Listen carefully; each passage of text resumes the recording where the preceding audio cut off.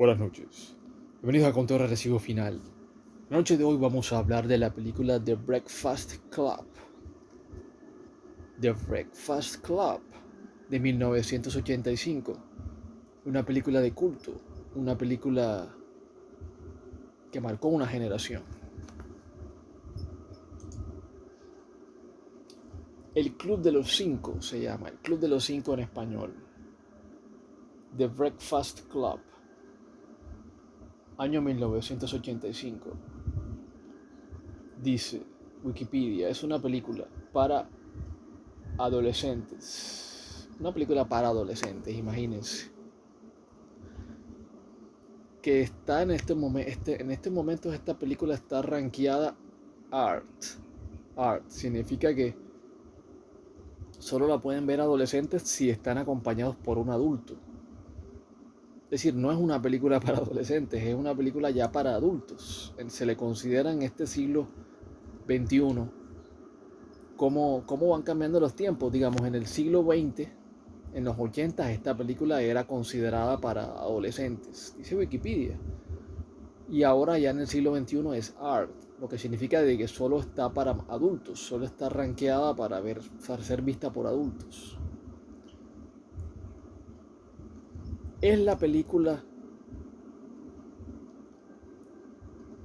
para adolescentes por excelencia. Por excelencia, yo diría que es la mejor película de su género para adolescentes. Del coming of age, el coming of age, la angustia adolescente, el asistir al colegio, a lo que se llama el bachillerato, la secundaria. Es un universo, un colegio es un universo, un cerebro es un universo. Un punto de vista totalmente diferente del otro. Un universo paralelo, imagínense, es la teoría de los universos paralelos. Que coexisten en un mismo lugar, que coexisten en un mismo punto. En este caso, espacio-temporal. Estamos hablando de mentalidades adolescentes, estilos de vida adolescentes. Es una película donde no quiero equivocarme porque esta es una de mis películas favoritas. Es una de mis películas favoritas y no quiero equivocarme con esta crítica porque sería para mí motivo de fracaso, de no saber interpretar esta película. Sé que muchos pueden irse por la parte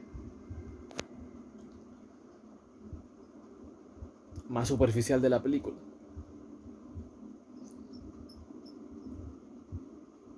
Quizás la parte de sexual de la película, que digamos que es lo más superficial, y es que aparentemente eso es lo que más se presenta dentro de la adolescencia.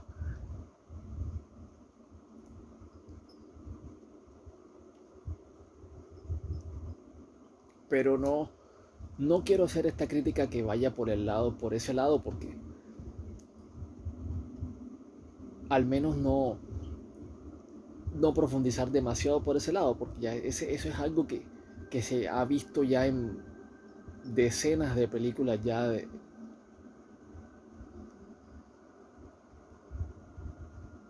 que le siguieron a esta, digamos.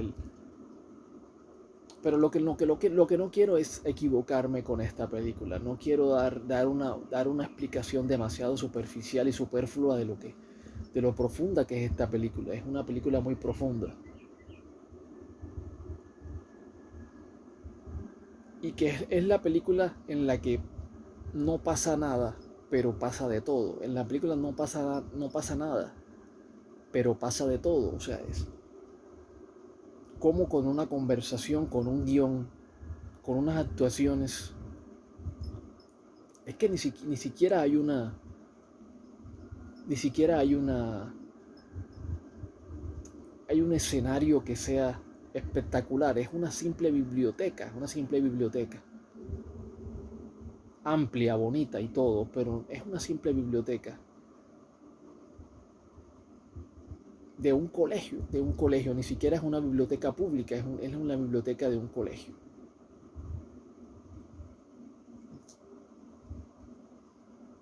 Es decir, el escenario no es un escenario espectacular. Básicamente lo que uno vea en esta película es los actores y las conversaciones.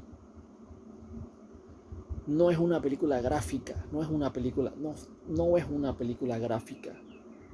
No es una película donde vas a encontrarte con... Es una película donde se habla mucho de sexo. Se habla mucho de sexo, pero no vas a encontrar nada gráfico relacionado a ese tema. O sea, máximo un beso en la boca. Máximo. Es decir, no es una película gráfica. Es una película que intenta mostrarte muchas cosas, la violencia, la agresión,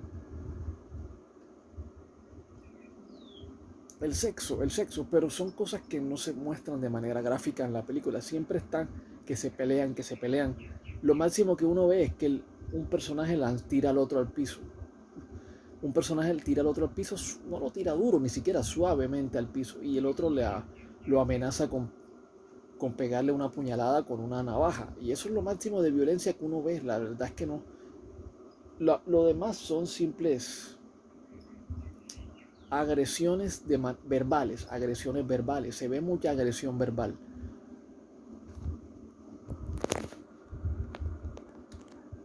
Mucho con la palabra F, el fuck you, el fuck you. Eso se ve mucho acá en esta película, pero no es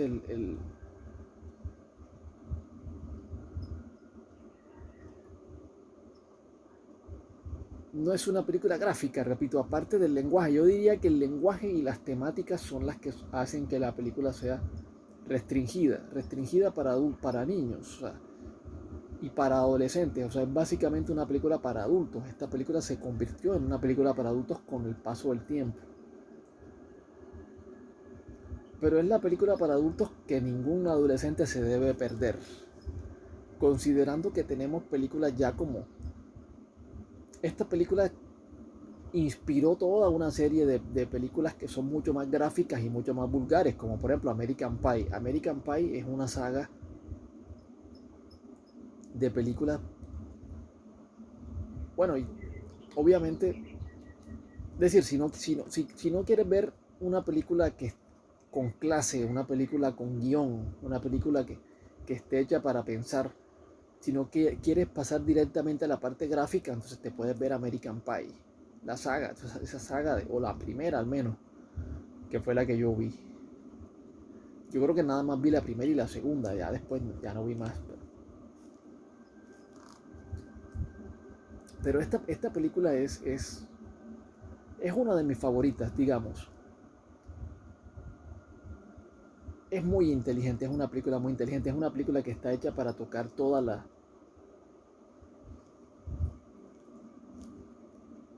parte emocional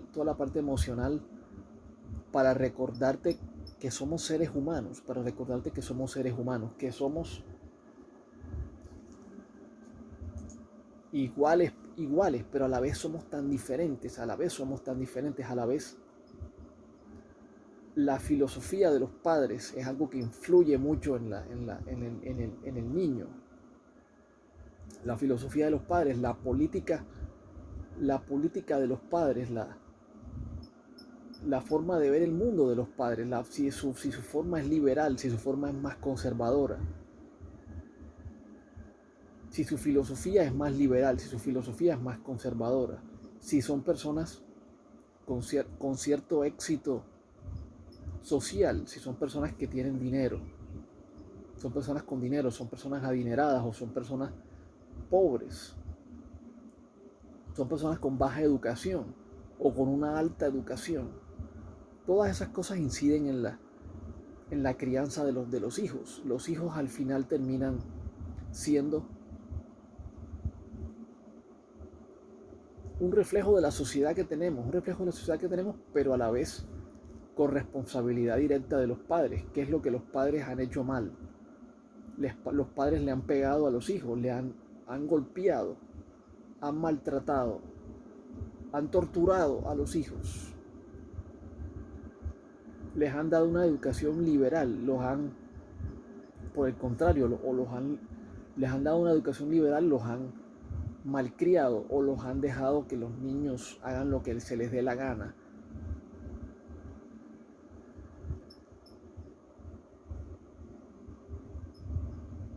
Como pasa con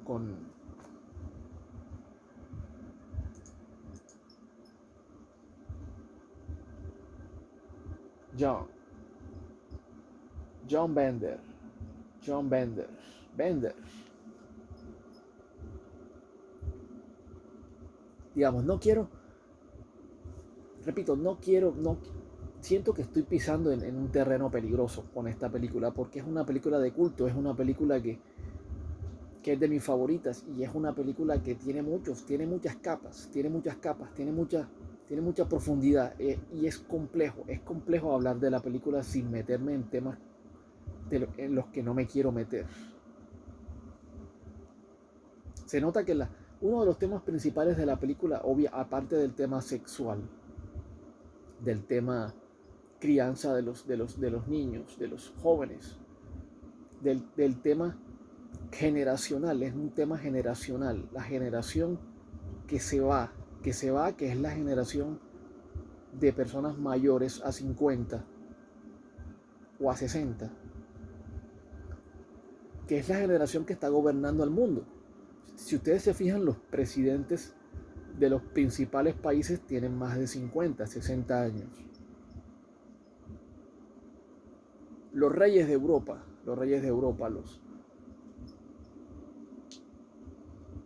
los presidentes, del presidente de Estados Unidos,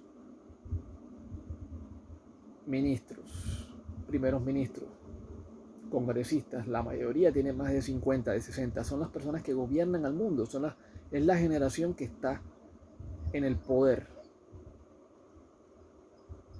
Es la generación que está en el poder. Pero al mismo tiempo es la generación que se va. Es la generación que se va. Que se va y poco a poco poco a poco esa generación con ese poder va a terminar cediendo a la generación que le sigue, a las generaciones que le siguen. Como por ejemplo sucede con la generación millennial. Por ejemplo, la generación millennial es la generación que se va a tomar el mundo. La generación millennial se va a tomar el mundo. Y a su vez la generación post-millennial, los que nacieron en este 2020, por ejemplo, en adelante, los que nacieron en el 2010, en adelante. Bueno, en el 2020, digamos, porque digamos que yo no creo que una generación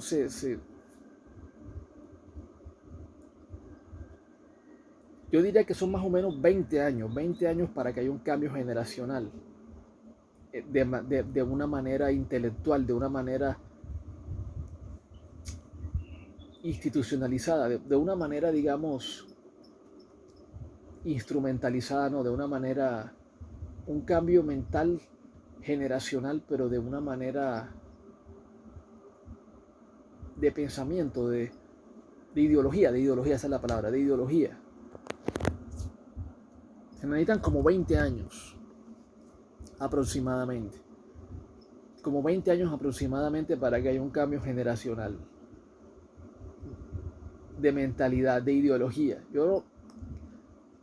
Quizás de los 80s a la generación millennial, al 2000, hay un cambio evidente, Pero ese cambio la parte que tuvo la transición fueron los 90s.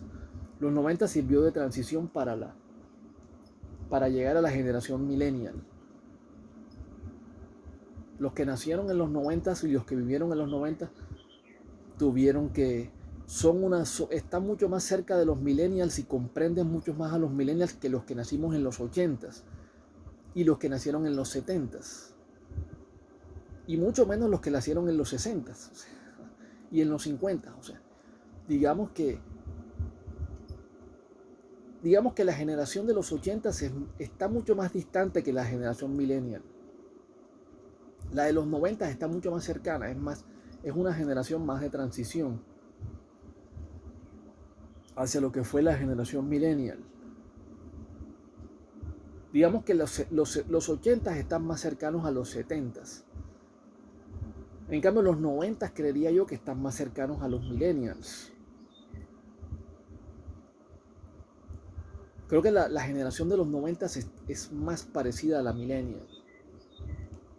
En todo caso, los millennials son los que, como lo dice la película, la generación, lo dice el profesor, me da miedo que estos son los que nos van a atender, estos son los que se van a tomar el mundo. Estas nuevas generaciones son las que nos van a atender cuando seamos viejos. Cuando seamos viejos, estos son los que van a llegar a la presidencia, a la Casa Blanca. Son los que van a ser los reyes de Europa, los monarcas de Europa, si es que eso sirve de algo. Los primeros ministros, mejor, los primeros ministros, los congresistas, los que son los que tienen sistemas de parlamentarios y no presidenciales, digamos, primeros ministros. Y los presidentes, los monarcas, y también los monarcas, los reyes, que todavía son instituciones que se mantienen a pesar del cambio de los años, a pesar de que llegó un nuevo milenio, y es absurdo tener todavía reyes en Inglaterra, por ejemplo, realeza. Esas cosas son absurdas con el nuevo milenio, con la aparición del nuevo milenio. Se supone de que todo tipo de racismo, todo tipo de, porque eso es lo que al final del día las monarquías promovían, el racismo y el clasismo. El decir de que una persona, por tener una sangre real, una supuesta sangre real con vínculos a Dios, entonces es superior al resto. O sea, pero son tradiciones que ya están totalmente acabadas. En Occidente, digamos en América, están totalmente acabadas, pero en Europa eso se mantiene de una manera sorprendente para mí. O sea, el Estados Unidos está muy avanzado en cuanto a ideología. Socialmente está mucho más avanzado que Europa. El tema es que Europa está sufriendo ahora mismo el tema migración y poco a poco está colapsando. Está colapsando porque su ideología es una ideología demasiado, todavía no ha hecho transición hacia el milenio. O sea, es una ideología todavía demasiado arcaica, una ideología, todavía se notan las tradiciones milenarias que ellos tienen, que ya pasaron, que su tiempo pasó. Digamos, la monarquía es una ideología cuyo tiempo ya pasó. Pero bueno, es tema de otra conversación, es tema de otro tipo de película. Simplemente porque estamos tocando el tema de las ideologías y de los cambios generacionales. Los cambios generacionales implican que nosotros, que somos una generación de los 80s, algún día tendremos que caer en manos de los millennials. Los millennials serán los que se tomen el mundo. Algún día un presidente será millennial, un presidente de la Casa Blanca, un presidente, primer ministro del Reino Unido, un rey de, uno no sabe en el Reino Unido quién es el que manda ahí. O sea, si es el primer ministro, obviamente el parlamento. Pero el rey es muy importante porque es una figura unificadora. El rey es el que unifica lo que es el Reino Unido. Por algo se llama reino, porque es un rey el que está detrás del Reino Unido. Es un reinado. Son cosas que poco a poco irán desapareciendo. O sea, el tema del Reino Unido, algún día desaparecerá el rey de allá. Esa figura del rey va a desaparecer. Está destinado a suceder, o sea, está destinado a suceder, así como desapareció la Acrópolis, casi como desapareció la democracia en Atenas durante más de 1000 años, 2000 años. Bueno, bueno, desapareció la filosofía en Atenas durante tantos milenios, después de Aristóteles, los aristotélicos, los neoplatónicos, desaparecieron esas sectas y desapareció la filosofía y dieron paso a la República Romana y al Imperio Romano, una forma diferente de sociedad.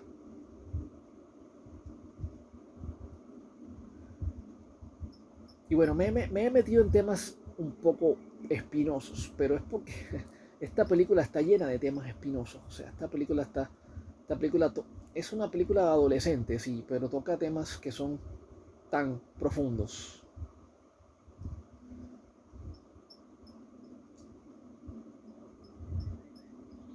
Repito, no quiero equivocarme. O sea, el tema del suicidio, por ejemplo, el tema de las mujeres que son las populares, porque son bellas, son hermosas. Su belleza las hace populares. Obviamente, una mujer bella siempre será popular, no importa si es cabeza hueca, no es el caso aunque no es el caso de esta película, uno siente que uno quizás no comprende no comprende muchas de estas subculturas, digamos, estas estructuras, estas son como estructuras mentales que suceden sí o sí en la sociedad, en los colegios, digamos, sucede. La bonita es la reina. La bonita es la reina, sufre de una popular, o goza de una sufre o goza, como lo quieras. Yo diría que goza de una popularidad que las feas no la tienen, las feas no lo tienen. Las feas no tienen esa popularidad, las feas son apartadas. Están a las sombras de las bonitas, de las reinas, de las que tienen bonito cuerpo, bonitas piernas, bonito rostro, bonita piel, bonito pelo.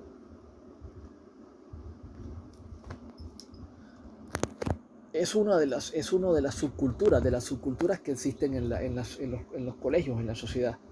Está el marginado o el criminal, bueno, el criminal que es el de Bender, John Bender. ¿Cómo se llama A ver, voy a buscar esta película en IMDb para recordar los nombres acá más fácilmente.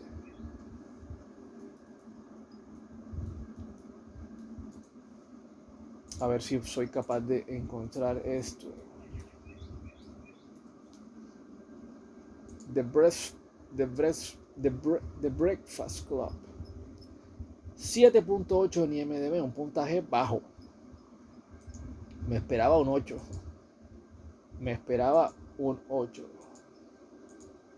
Para mí esta película le pongo un 10. Le voy a poner un 10 para que vean. Le pongo un 10 en todos los aspectos.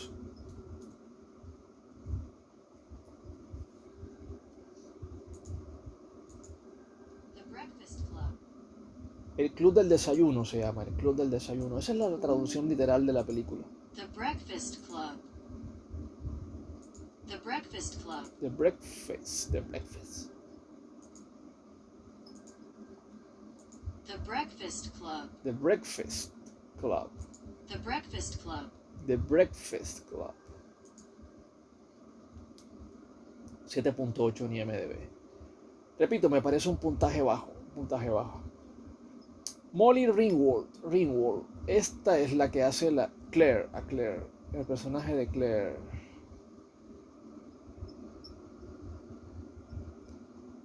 Esta Claire es la reina, es la que representa a la reina A ver, ¿qué trama? A ver, 5 alumnos de Shemer High School, Illinois, una ficticia escuela de un ficticio suburbio, pasan el sábado 24 de marzo de 1984, castigados en la biblioteca de su instituto. Por distintos motivos, los 5 estudiantes son Reynolds, Allison Reynolds,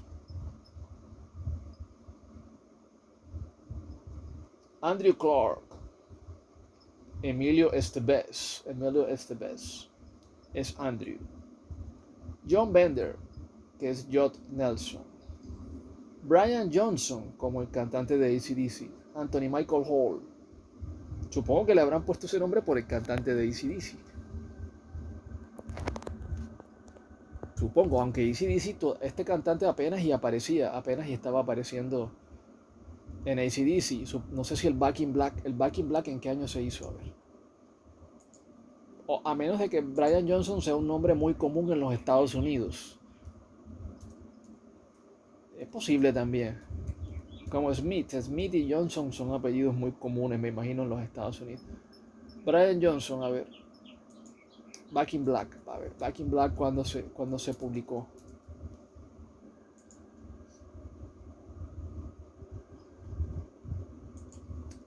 A ver, Back in Black de AC/DC. Lanzado en 1980, sí, es posible de hecho estoy casi seguro de que este se llama Brian Johnson por el cantante de AC/DC. De hecho, cuando abren el casillero de Emilio Estevez, de John Bender, de Judd Nelson, cuando abren el casillero de Judd Nelson, ahí se ve una calcomanía de los Scorpions. Se ve una foto de Brian Johnson,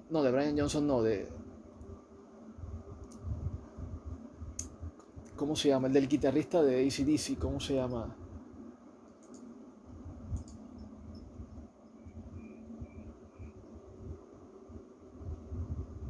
Angus Young es que se llama el Angus.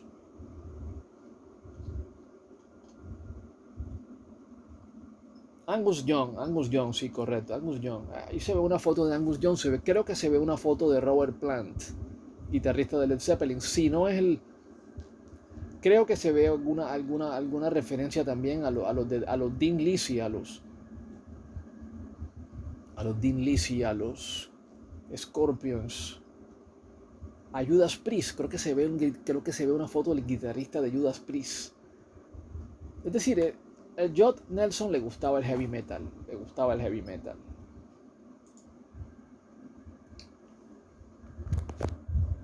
Bueno, no a él, sino a su personaje, a John Bender.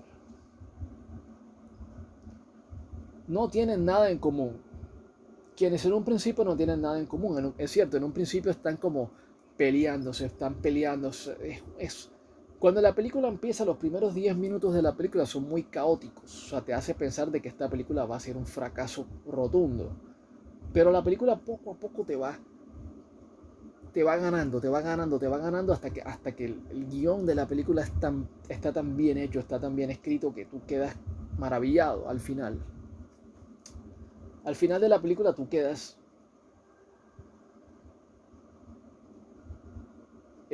prácticamente quedas totalmente satisfecho con lo que viste, o sea, quedas satisfecho totalmente. O sea, es muy raro que tú veas esta película y quedes y sientas que perdiste el tiempo, sientas que no encajaste, que no conectaste con la película. Yo pienso que esta película conecta con todo el mundo, con cualquiera. El tema es que tienes que prestar atención a lo que están diciendo. A veces hablan muy rápido, a veces te pierdes, a veces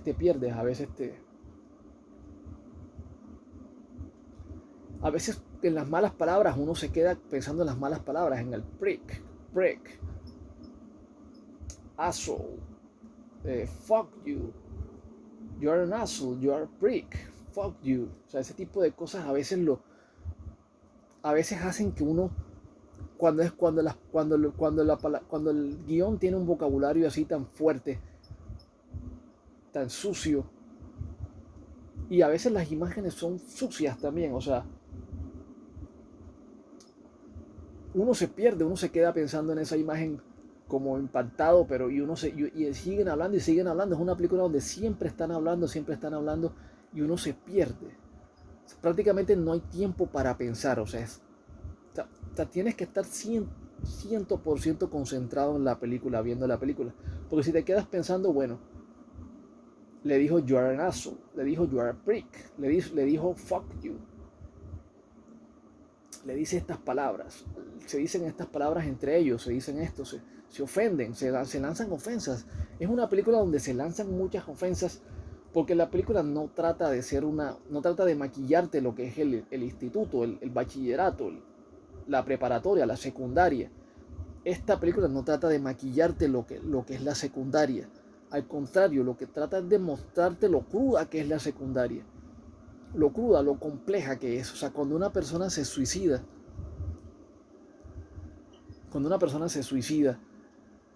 en la secundaria, uno digamos, uno no entiende porque uno dice, pero ¿cómo es posible si tenía toda la vida por delante, si tenía todas las oportunidades, si tenía toda su juventud? Pero vean la película y se darán cuenta que, que esto es un universo, la secundaria es un universo es como un universo paralelo, o sea, cada mente se encierra en su categoría, ya sea el jock que es como el jock, el que usa spandex, el que usa mallas, el que usa spandex, Thais, que le llaman Thais, el jock que es el deportista, el sporto, le decía, el sporto como para ofenderlo, le decía, el Bender le decía al personaje de Clark, le decía, sporto, como para decirle jock o deportista. O sea, tú nada más vives para el deporte, o sea, eso es lo que tú sirves, tú no sirves para más nada, o sea, eres músculos y no sirves para más nada, eres puro músculo. Y ustedes saben de que el deporte domina, el deporte domina, el deporte domina. Cuando llegaron los Juegos Olímpicos al siglo XX y por medio de los Juegos Olímpicos los países se demostraban su poder político. Un país le demuestra el poder político al otro por medio de los Juegos Olímpicos. Es la forma de demostrar el poder político, el poder económico, el poder, la potencia le demuestra al otro país que ella es la potencia por medio del deporte. Tú ves por eso que en los Juegos Olímpicos siempre gana Estados Unidos. Casi siempre gana Estados Unidos. En los de China creo que ganó China, pero casi siempre está ganando los Estados Unidos en el deporte. Porque los países que son potencias siempre se demuestran su forma de ser, su forma de potencia por medio del deporte. Entonces tú ves que los alemanes querían ganar los olímpicos, los nazis, por ejemplo, en aquel momento. Los Estados Unidos siempre han querido ganar los olímpicos, siempre han ganado los olímpicos. La Unión Soviética siempre ha querido ganar los olímpicos. Habla la Rusia que fue suspendida del Comité Olímpico, le hace la guerra a Ucrania. Una de las razones, creo yo, fue porque la suspendieron del Comité Olímpico, porque eso fue una vergüenza para ellos. O sea, los sometieron a ellos a un ridículo muy grande, porque como les digo, el deporte es la forma de demostrar la superioridad sobre otro país. El deporte, por eso es que el deporte se ha vuelto tan importante y ser deportista te da becas, te da la posibilidad de tener becas, de tener una beca, de estudiar gratis y ni siquiera dedicarte a estudiar, sino que lo que tú vas a hacer es que tú vas a entrenar, ni siquiera vas a ir a las clases, de vez en cuando vas a ir a las clases y con eso ya te basta para graduarte, con que le des una medalla a tu país en los Olímpicos o con que compitas y te den un diploma, ya con eso basta para que tú te gradúes de la universidad, o sea, con becas. Porque lo importante al final del día para muchas universidades y para muchas universidades al final del día lo importante es sacar deportistas famosos, deportistas que ganen medallas para su país, que dejen el nombre de su país en alto. Eso es lo que Latinoamérica no ha entendido. Eso es lo que Latinoamérica no ha entendido. Cuba, por ejemplo, sí lo entendió. Cuba sí lo entendió, que Cuba siempre iba a buscar la superioridad en los Olímpicos. Últimamente no le ha ido bien, pero Cuba siempre iba a buscar la superioridad en los Olímpicos. Últimamente Brasil siempre ha buscado la superioridad en los Olímpicos. Entonces, las universidades, por ejemplo, latinoamericanas, si entendieran lo que sucede en los Estados Unidos, lo que sucede en Rusia, en China, que ellos están ahí para formar atletas también, para formar atletas que logren medallas, que logren medallas para su país, que logren la superioridad para su país. Entonces tenemos el deporte, bueno, llegamos a ese tema porque el deportista es muy importante, para explicar por qué el deportista es muy importante. Por qué el deportista le dan becas, porque el deportista está para grandes cosas, está para ganar medallas, torneos, para dejar el nombre de su país en alto. Entonces el deportista es popular, obviamente es popular. Y obviamente el fútbol, o sea, no podemos dejar el fútbol a un lado. El fútbol es la pasión latinoamericana y del mundial. Que las grandes potencias, digamos, no gustan del fútbol, lo que es Estados Unidos, Rusia, China, digamos que ni Japón ni Australia no son los principales. El único país donde quizás sea los únicos países superpotencias mundiales donde el fútbol es el deporte más importante son el Reino Unido o Inglaterra, Alemania, Italia, los países europeos. O sea, de resto, ningún país superpotencia realmente es súper fanático del fútbol. Son fanáticos más que todo del béisbol y de la gimnasia. Rusia, por ejemplo, de la gimnasia. Rusia es fanático de la gimnasia. Estados Unidos también de la gimnasia, del béisbol y del básquetbol y del hockey. Canadá. Canadá, el béisbol, el básquetbol, bueno, el básquetbol no sé en Canadá, pero el béisbol sí, el hockey. Eso del fútbol no es el principal deporte de los Estados Unidos, ni de Canadá, ni de Rusia, ni de China, no, ni de Japón tampoco, que es el béisbol, el principal deporte de Japón, que son las principales potencias económicas del mundo. Obviamente las europeas, Alemania sí, Reino Unido sí, e Inglaterra, obviamente, Inglaterra, Reino Unido, Alemania, Italia, Francia, obviamente, Francia también. Pero el fútbol en las grandes potencias en las grandes superpotencias económicas que son China, Estados Unidos, Japón, hasta se puede decir que Canadá, Rusia no están como grandes amantes del fútbol. Por eso menciono que es la gimnasia. Por ejemplo, este muchacho era gimnasta, bueno, no era gimnasta, era luchador de esos que son luchadores como de judo, no sé qué tipo de disciplina sea esa, pero es como una que lo importante es poner tu espalda en el piso. Creo que ese es el deporte que practicaba este muchacho Clark, Emilio Estevez. Bueno, entonces tenemos a la reina de belleza, a la beauty queen, a la que está por encima de todas las demás por su belleza, Todas quieren ser ella, todos los hombres quieren conocerla, quieren tener relaciones, obviamente, con ella, con la bonita, con la reina. Y también los populares, que son los deportistas, también los populares. Entonces, de ahí para abajo, todos los demás son marginados. Debería ser que los inteligentes, como es el personaje de Hall, de Michael Hall, de Anthony Michael Hall, Brian Johnson, este personaje de los inteligentes también deberían ser populares en los colegios, pero no.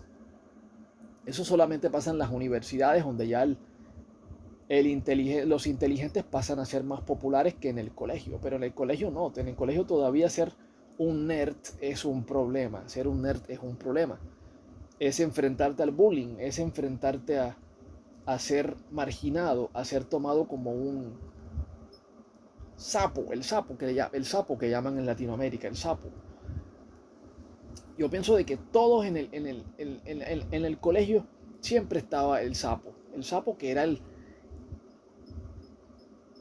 no quiero ofender a nadie, simplemente estoy diciendo que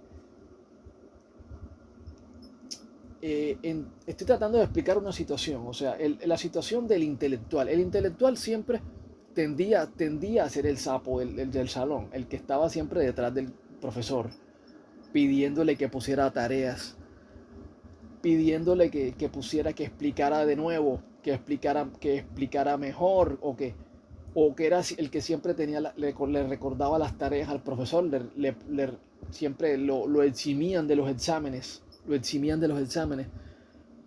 Entonces la gente le coge rabia, la gente le toma rabia siempre al sapo, que es el intelectual, los intelectuales. Le toman rabia, le cogen rabia a los nerds. Entonces, esa es la situación de Michael Hall, de Anthony Michael Hall. Siempre tenía que mantener buenas notas porque ese era lo que sus papás le inculcaban. Y obviamente ese es uno de los temas del siglo XXI, como la presión de los papás hacia los jóvenes. Los jóvenes no son libres, los jóvenes no son libres. El colegio impone unos estándares, el colegio impone unos estándares, la sociedad impone unos estándares. Tienes que trabajar para poder conseguir trabajo. Perdón, tienes que estudiar para poder conseguir trabajo. Tienes que ser una persona competente. Para ser una persona competente tienes que estudiar. Tienes que ir al colegio y en el colegio tienes que estudiar, tienes que ser un buen alumno. Entonces, en los Estados Unidos está ese tema de las becas, de conseguir conseguir notas altas para ser para tener becas, o sea, para tener becas. Entonces, es como que el tema si tú no tienes dinero, si tú eres una persona de una clase media, obviamente pagar $200,000 en una universidad privada es complejo. O sea, entonces, si te dan una beca, con eso tú estudias. O sea, y puedes salir de Harvard, de Yale, de estas universidades, Columbia, de todas esas universidades que son famosas. Privadas, obviamente, privadas. Las universidades buenas son las privadas, con renombre al menos en los Estados Unidos. Pero para estudiar ahí tienes que pagar. O sea, si no tienes el dinero, la única alternativa que te queda es que te den una beca. O sea, y no sé si estas universidades seguramente ofrecen becas, pero solamente a las personas que tienen unas notas muy excepcionales. Y creo que tampoco te aceptan si no tienes un buen promedio. Y si no tienes un buen promedio, si no tienes un buen propósito, tu propósito si tú mandas una aplicación con un propósito fallido, tampoco te aceptan. Tampoco te aceptan. Porque son universidades de mucho prestigio y no quieren a un vago, no quieren a un vago, no quieren a menos de que seas adinerado. Claro que con todo y que seas adinerado te pueden rechazar, porque como te digo, lo importante de esas universidades es el prestigio que manejan. El prestigio. Entonces, tenemos, a ver, el intelectual, Michael Hall. La chica que es como la chica es la marginada, pero yo diría que es la loca. La loca esta. ¿Cómo se llama ella? Ella se llama Ali, creo que se llama. Es Ali, a ver, Ali. Tiene que ser Ali. Alison Reynolds. Alison Reynolds se llama igual que su personaje, Ali. Ali Sheedy. Bueno, Ali representa como la gótica, la loca. La loca, pero gótica, estrambótica. No la quisieron poner gótica como tal, pero era la gótica. O sea, la gótica,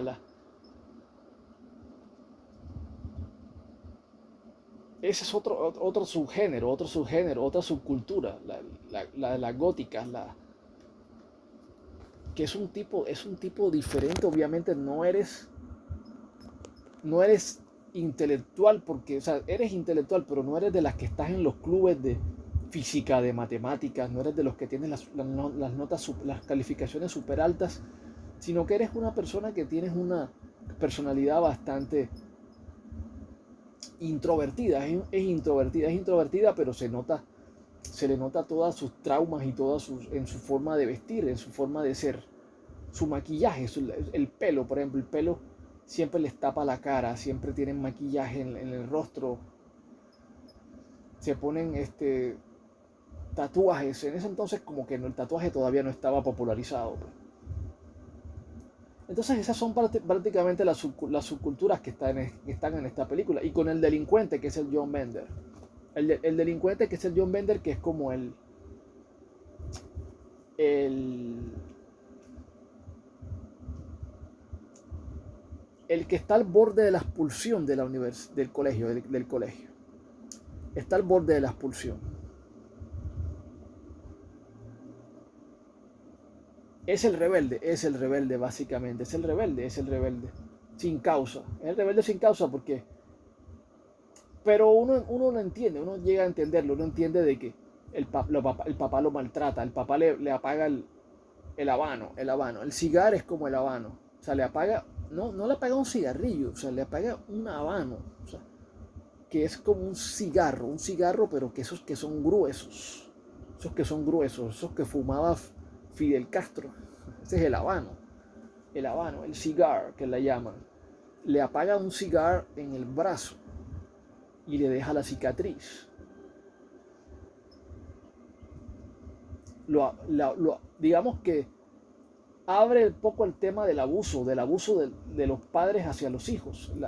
Es un tema que queda abierto, Cómo estos niños llegan traumatizados al colegio, porque el papá son papás abusadores, papá y mamá abusadores.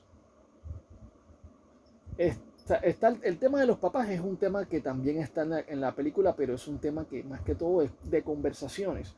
Todos están permeados no, más bien determinados por lo que sus papás les han inculcado, lo que sus papás les han enseñado. Al intelectual, al muchacho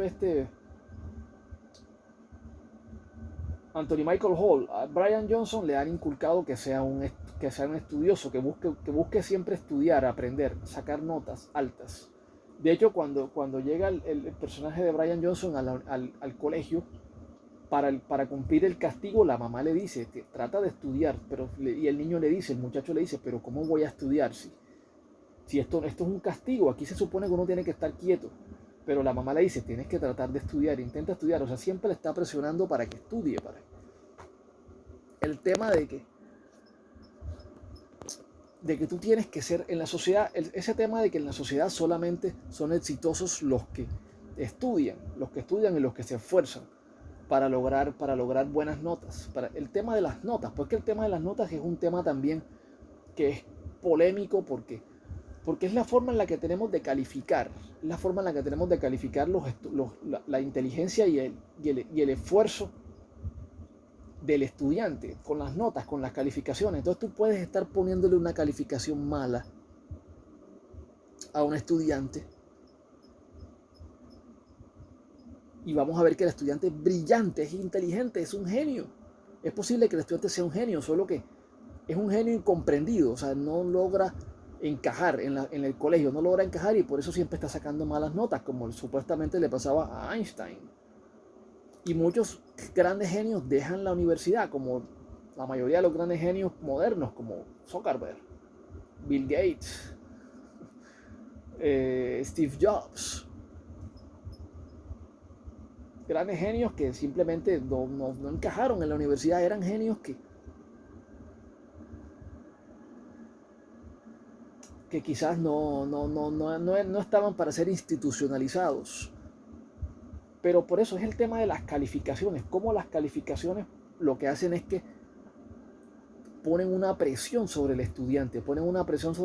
Que a veces que el estudiante, cuando el estudiante tiene una beca, cuando el estudiante necesita sacar buenas calificaciones porque le quitan la beca o porque su vida se arruinaría porque sus papás le tienen inculcado de que solamente los que sacan buenas calificaciones son los que triunfan en la vida, son los que son alguien en la vida. Entonces, si tú tienes esa situación en tu mente, tú puedes suicidarte, o sea, tú puedes pensar en el suicidio, porque si tú sacó una mala nota en taller, él dice, saqué una mala nota en taller, me inscribí en taller pensando en subir mi promedio, porque pensé que taller era fácil, porque se escriben una cantidad de idiotas ahí, de tontos, decía él. Se escriben una cantidad de tontos a estudiar taller. Yo dije, bueno, esto tiene que ser fácil. Entonces se dio cuenta de que taller no era fácil, que era complejo porque se necesita unas habilidades que van más allá de la parte racional. Las habilidades del taller son más habilidades prácticas. Entonces a las personas que son muy intelectuales, todavía aquí no estaban las redes sociales, todavía aquí no estaba el tema de la ingeniería de sistemas como está hoy, de los programadores la ingeniería de sistemas, la programación es más que todo racional, es más que todo cálculo, más que todo matemática, más que todo lógica. Entonces tú tienes una persona que tú pones a Bill Gates, por ejemplo, a que haga una clase de taller y que seguramente no le va a ir bien. No le va a ir bien porque necesita habilidades prácticas. ¿Cuáles son esas habilidades prácticas? Ser bueno con las manos. Para construir manualidades, para construir esculturas, digamos, que se vean, que sean esculturas bonitas, que sean esculturas, repito, manualidades.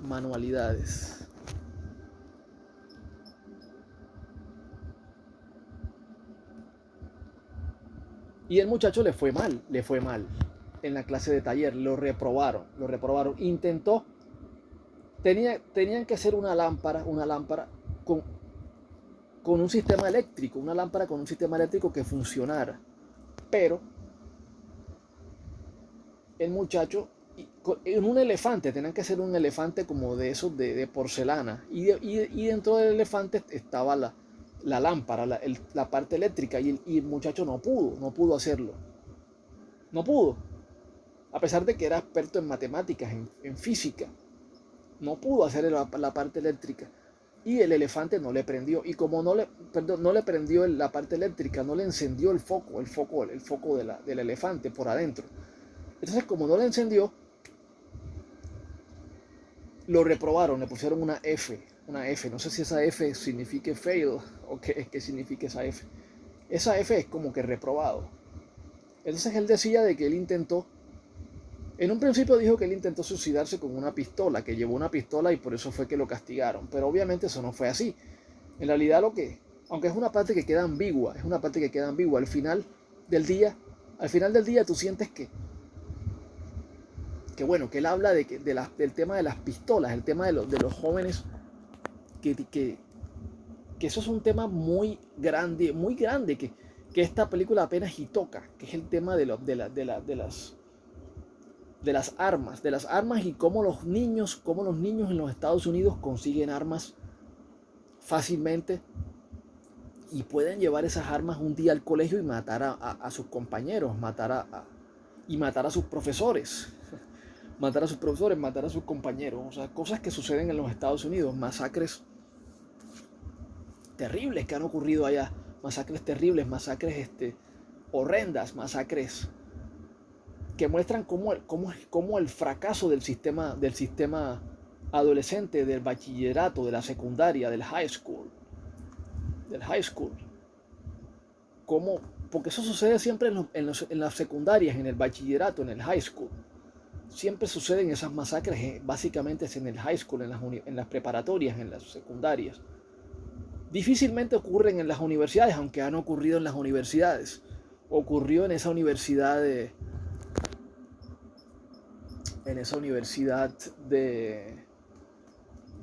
Virginia Tech, creo que se llamaba, Virginia Tech. Y el muchacho que cometió el asesinato en el cine, que cuando se estaban viendo The Dark Knight Rises, el Caballero de la Noche Asciende, de 2012, cuando se estaban viendo esa película, el muchacho estudiaba doctorado, estudiaba PhD en los Estados Unidos y se volvió loco y entró a un cine y empezó a tirar granadas y granadas aturdidoras y granadas de humo. Se puso una máscara y después empezó a disparar en un cine con una ametralladora automática y mató como a 30, 40 personas, no sé cómo las deformó totalmente con esa ametralladora automática, las hizo una carnicería básicamente, o sea, los destrozó, porque son ametralladoras, son armas que son increíblemente poderosas, están hechas para despedazar a la persona. Te toca una bala de una de esas ametralladoras automáticas, te toca una bala de esas y te arranca un brazo, te puede arrancar la cabeza, te puede hacer un hueco, un hoyo en el pecho del tamaño de una pelota de básquetbol. O sea, son armas muy potentes, muy poderosas, que se venden en los Estados Unidos a las personas que son adolescentes, a las personas que son jóvenes. Cualquiera puede conseguir un arma, porque ese es el estilo americano. El estilo americano es el arma,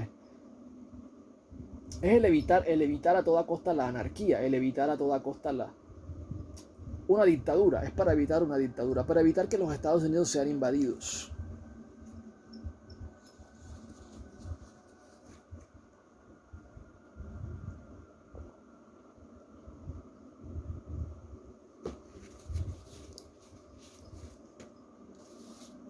Para evitar que los Estados Unidos sean invadidos. Ellos tienen esa política, la política de portar armas. Es su política, es su forma, es el estilo americano. O sea, no vamos ahora a meternos en ese tema, el estilo americano. O sea, pero vemos que eso ha causado ese tema de que los niños, los muchachos, adolescentes pueden llevar esas armas al colegio y un día de esos matan al profesor, matan a sus compañeros, se suicidan y después se suicidan. O sea, ese es un tema que apenas y tocaba esta película, empezaba a tocar. Podemos ver en la película Elefante, por ejemplo, en la película Elefante podemos ver ese tema. Se la recomiendo. Entonces tenemos que esta película, bueno, tenemos ese tema del suicidio. Entonces el muchacho lo que tenía era una bengala. Con la bengala, encendió la bengala en el locker y rompió no era una pistola, era una bengala. O sea, es como que estaba bromeando. Aparentemente, realmente uno no sabe si estaba bromeando o no. Pero yo pienso que lo que la película quiere decir es que cualquiera puede llevar una pistola al colegio, cualquiera puede conseguir una pistola y llevarla al colegio y suicidarse. O sea, suicidarse era como el suicidio, pero la película no, en el momento creo que no tocaba tanto el tema de las masacres estudiantiles en los bachilleratos, todavía no, pero al menos lo estaba como que mostrando. Y es interesante.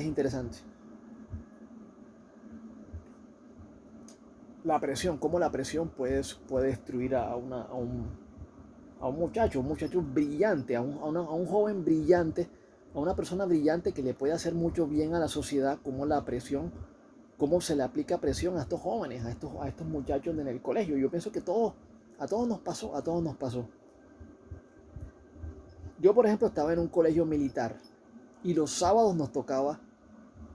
los sábados nos tocaba el tema militar en el colegio. Entonces, estos muchachos tienen el sábado y el domingo libres.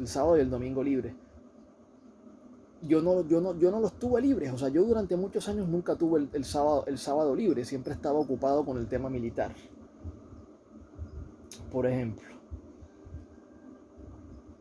Bueno, entonces uno tiene que, o sea, uno en un principio termina odiando al John Bender, a este personaje de aquí, a este de aquí. Uno comienza odiándolo, uno comienza odiando al personaje. Pero el personaje poco a poco se convierte en un personaje que va creciendo, que se sacrifica para... En un momento el personaje se sacrifica para que no los capturen fuera del salón, fuera de la biblioteca, porque ellos no podían salir de la biblioteca. Entonces ellos se salen de la biblioteca y empiezan a recorrer los pasillos. Pero Pero este muchacho se sacrifica al John Bender para que estos regresen a la biblioteca y no se los pillen, no los descubran que salieron del salón. O sea, entonces el personaje de John Bender poco a poco va creciendo en ti. Va creciendo, se va convirtiendo en un héroe, en un héroe. Entonces, es como que en un principio le hacen como bullying a la reina, a la reina, y la reina es como que empieza a mostrar a la pelirroja, a la Claire. Y la Claire como que sí, como que muestra como su desprecio en un principio, su desprecio a la, como Susan, para ella la presión de ella es siempre estar bonita, y siempre parecer que está disponible, pero que no está disponible, ella no es una promiscua, para decirlo en esos términos. Ella no es una promiscua, ella siempre parece que está disponible, pero ella no tiene relaciones ni siquiera con su novio, es que no tiene ni novio. Es que no tiene ni novio la Claire. No tiene, o sea, ella siempre parece que estuviera disponible, por eso le dicen, eres una teaser, eres una, you tease, o sea, es como, tú siempre estás provocando a los hombres, provocando, pero nunca das ni un beso, nunca tienes relaciones, o sea, eres una virgen. En fin, ese tema no lo quiero tocar más de ahí, o sea, es como que al final del día ella admite que está equivocada, que ella quiere tener todas esas experiencias de tener un novio, de tener relaciones pero como que los papás no la dejan, los papás la tienen enclaustrada, no la dejan que tenga ese tipo de relaciones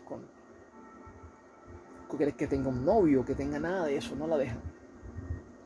Entonces tiene la presión también, Obviamente el personaje de Ali es un personaje que tiene una cantidad de traumas. Es un personaje que tiene una cantidad de traumas. Es un personaje que dice que tiene. El personaje de Ali dice, se nota que es una cleptómana, se nota que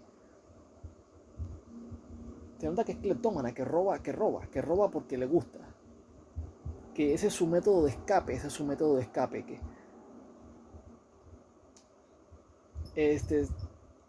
y al final del día cuando ella se recordemos, el horario de estos colegios en Estados Unidos era de 7 de la mañana a 3 de la tarde. Creo que dijeron que era 8 horas. 8 horas. 8 horas. De 7 de la mañana a 3 de la tarde. Es decir, es jornada completa. Tú tienes que almorzar en el colegio. Lo único que tienes es que llegar desayunado, con desayuno. Y en el colegio almuerzas. Ya sea que te dan la comida en el colegio, la compras o te la dan gratis. No sé si es el tema de las becas, te den la comida gratis en el colegio. Supongo que sí, supongo que te dan un sueldo y tú con ese sueldo pagas la comida o pagas con el sueldo que te den. Pero tienes que almorzar en el colegio, o sea, es una jornada completa,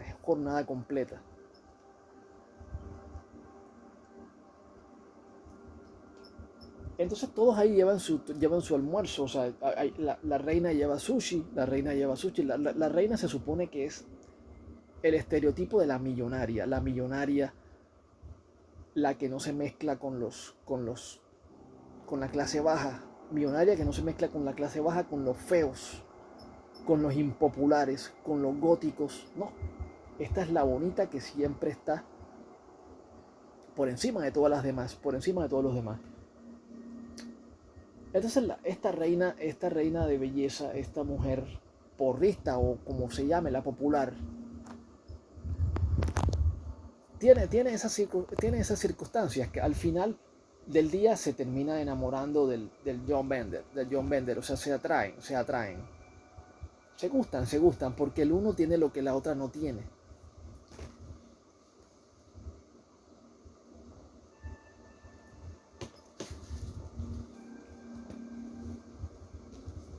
el uno tiene lo que la otra no tiene, esas experiencias con las drogas, por ejemplo. El tema de las drogas es un tema interesante porque muestran cómo en los 80s y seguramente como en los 70s y en los 90s, pero bueno, en los 80s que eran la película, cómo estaba el tema de las drogas incorporado a los bachilleratos de los Estados Unidos, a los high schools. Y me imagino que en las universidades totalmente, mucho más, pero cómo estos americanos fumaban marihuana de una manera que, o sea, querían hacerlo, o sea, es como que el tabú, es como que ellos manejan las apariencias de que no, que eso es malo, pero en el fondo lo hacen y lo disfrutan, o sea, y es parte ya de su cultura, es como que la cultura de las drogas es parte de la cultura americana ya, al menos lo que es la marihuana, el fumar marihuana, cosa que es algo de la película, algo de la película, algo que muestra la película, no soy yo el que está diciendo esto, es la película, repito. Y uno ve que la reina de belleza, la Claire, eh, quiere efectivamente fumar droga, quiere estar con el John Bender. Al final como que se atraen, los opuestos se atraen. Quiere rebelarse, quiere esa bocanada de libertad, de rebelión que todos los adolescentes obviamente tienen dentro de sí.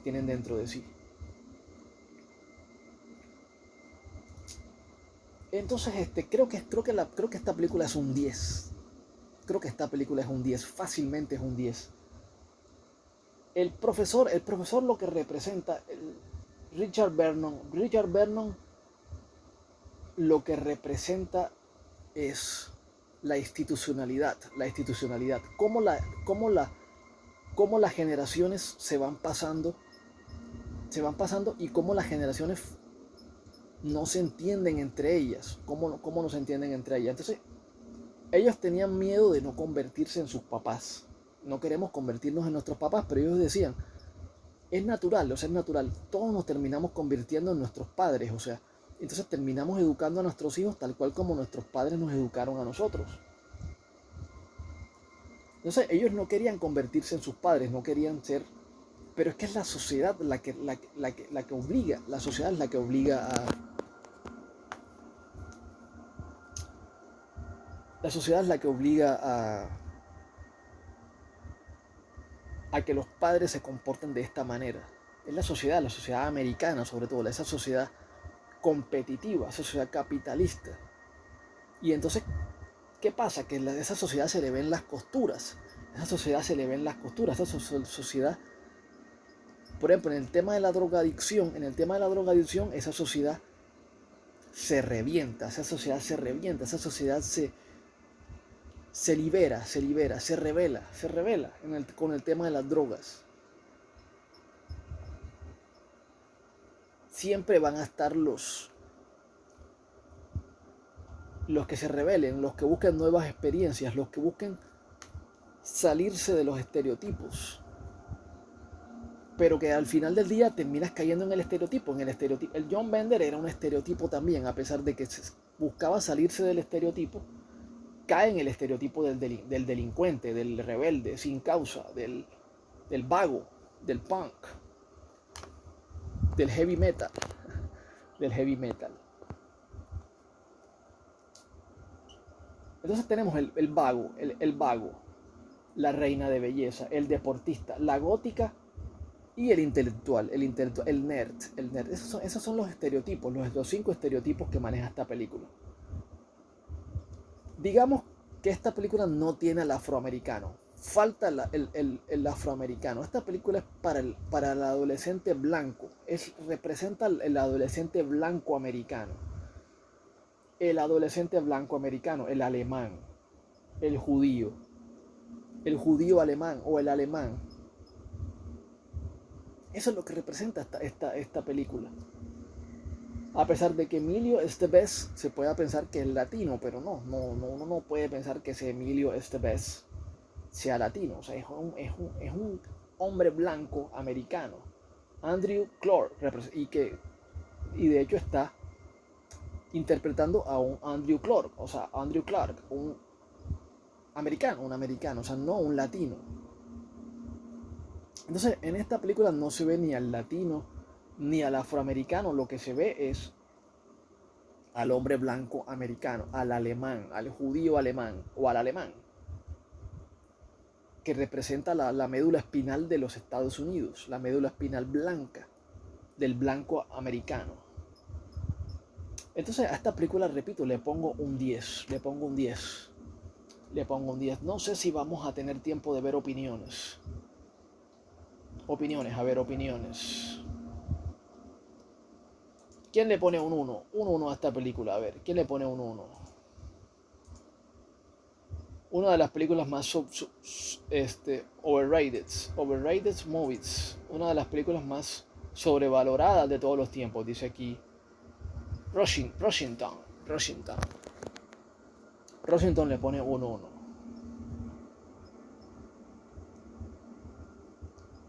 It's actually quite difficult to think of a more overrated film than this abomination.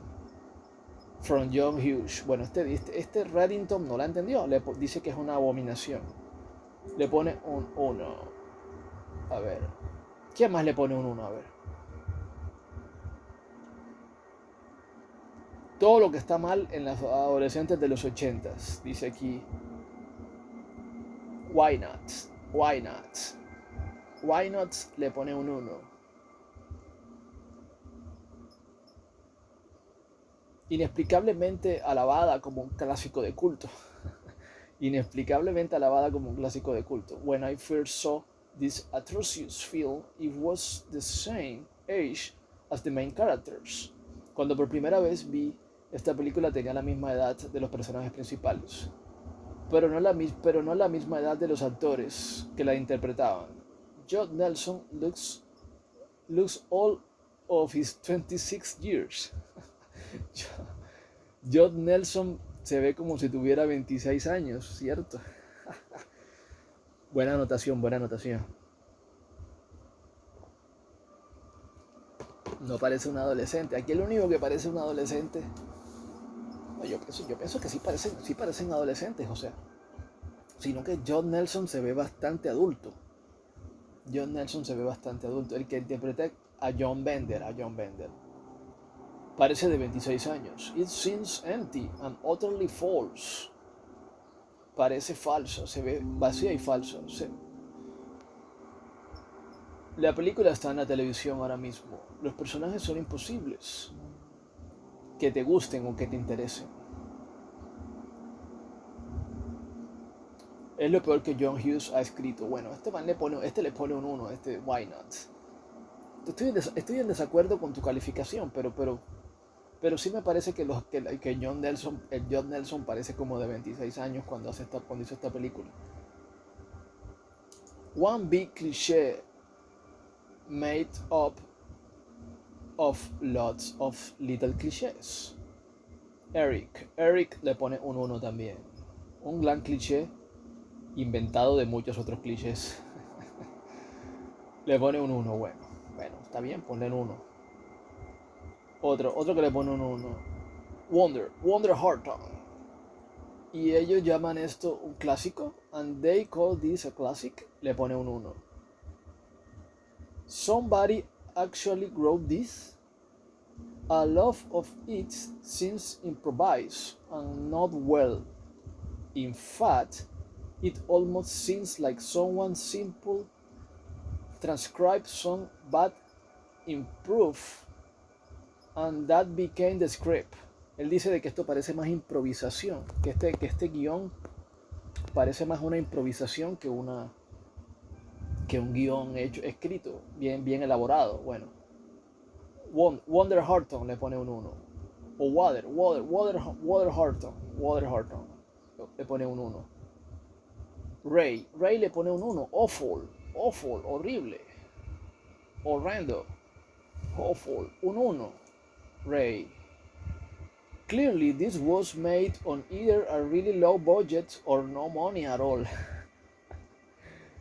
que esta película fue hecha sin dinero, sin presupuesto, sin nada de presupuesto. Dice que costó $1 millón, dice la película.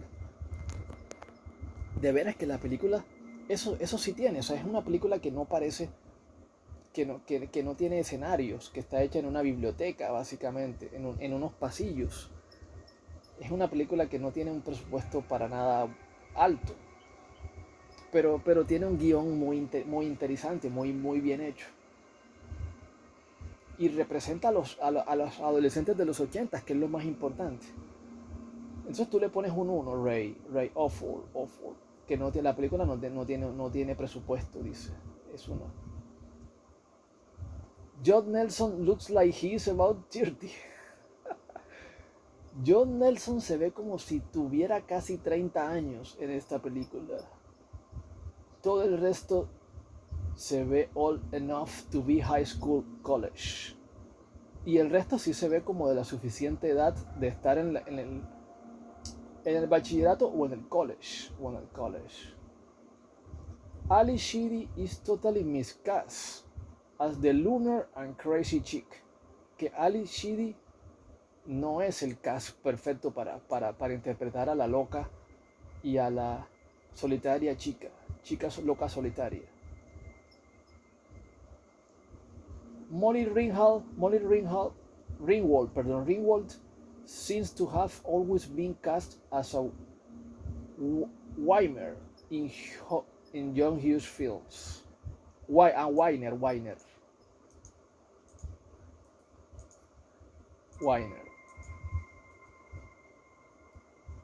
Como la Llorona. La Llorona, la que siempre es la quejosa, la que siempre se está quejando de todo. La que hace el papel de la reina. Molly Ringwald. Lo mejor es evitar esta película, dice Ray, bueno. Moronic stereotypes add up to dumb movie. Moronic. Stalker le pone un 1 también, dice que es moronic, para los idiotas.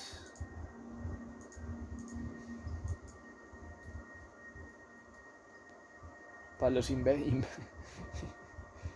imbéciles. Bueno, terrible portrayal of real high school life.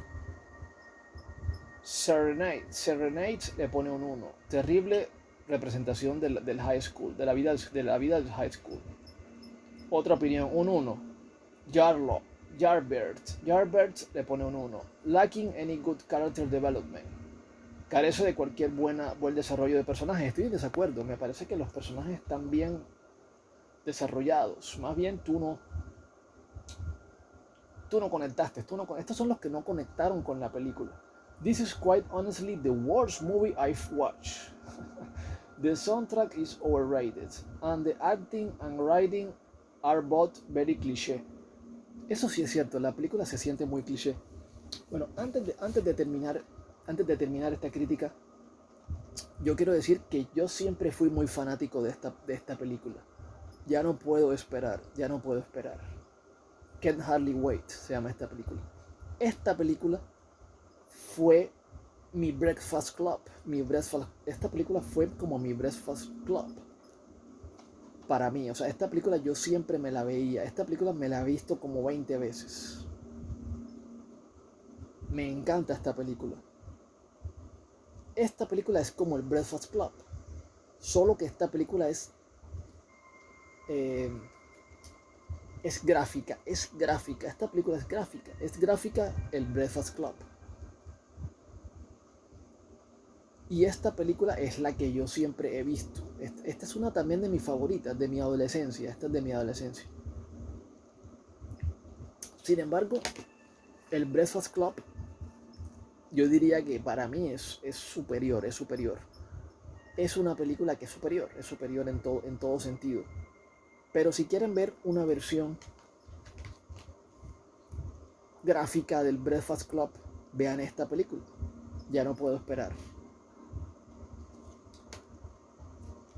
Acá está el deportista, el nerd, el deportista, el outcast, el que, aunque esta está más modernizada, porque este es el que se cree, el blanco que se cree negro.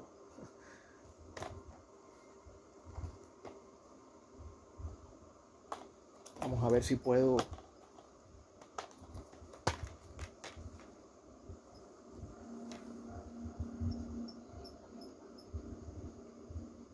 La chica hipster, el deportista, la reina de belleza, este que está aquí con la mano en la cara es el nerd, este es el blanco que se cree negro y este es el muchacho normal, el muchacho normal. Bueno, entonces esta película se la recomiendo. Es una versión gráfica del Breakfast Club. Pero si quieren ver la versión filosófica y la versión, yo diría que para adultos de lo que es la adolescencia, lo que es el high school, vean Breakfast Club. Un 10 le pongo al Breakfast Club. Un 10. Para mí la película perfecta, aunque los primeros 10 minutos son chocantes para mí, pero poco a poco la película te va encantando, te va conquistando. Entonces, este es el conteo regresivo final, su canal favorito. Hasta la vista.